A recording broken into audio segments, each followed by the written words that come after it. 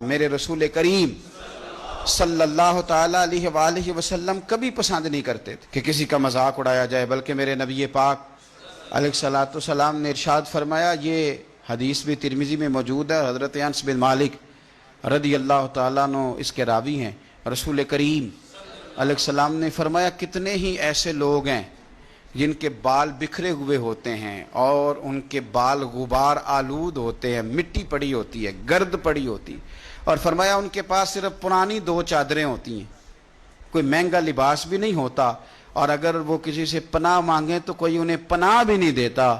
یہ تو ان کی ظاہری حالت ہے، اور میرے رسول پاک فرماتے ہیں اگر وہ اپنے رب پر قسم اٹھا لے تو اللہ ان کی قسم بھی پوری فرما دیتا ہے، حالانکہ گرد پڑی ہوئی ہے ان پر، ان کے کپڑے بسیدہ اور پرانے، لیکن اللہ کی نظر میں ان کا یہ مقام ہے کہ وہ قسم اٹھا لے رب پر تو اللہ ان کی قسم پوری کر دیتا ہے۔ اور میرے نبی پاک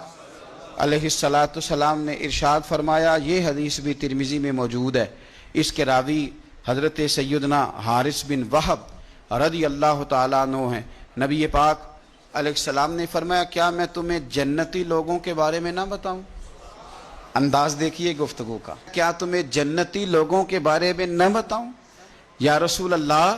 صلی اللہ تعالیٰ علیہ وسلم بتائیے، تو حضور نے فرمایا، ہر وہ کمزور شخص جو تمہیں گرا ہوا محسوس ہو، یعنی لوگوں کی نظروں میں گرا ہوا، فرمایا ہر وہ کمزور شخص جو بظاہر لوگوں کی نظر میں تمہیں چھوٹا لگے وہ جنتی ہے۔ فرمایا لوگ اسے چھوٹا سمجھ رہے ہیں، پر اگر وہ قسم اٹھا لے گا تو رب اس کی قسم کو بھی پورا فرما دے گا۔ غبار آلود سمجھ کر حقارت سے نہ دیکھ ان کو، انہی کی ٹھوکروں سے سلطنت بنتی اور بگڑتی۔ اور علامہ اقبال نے بھی کہا تھا، ید بیضا لیے بیٹھے ہیں اپنی آستینوں میں، تمنا درد دل کی ہو تو کر خدمت فقیروں کی، تمنا درد دل کی ہو تو پھر کر خدمت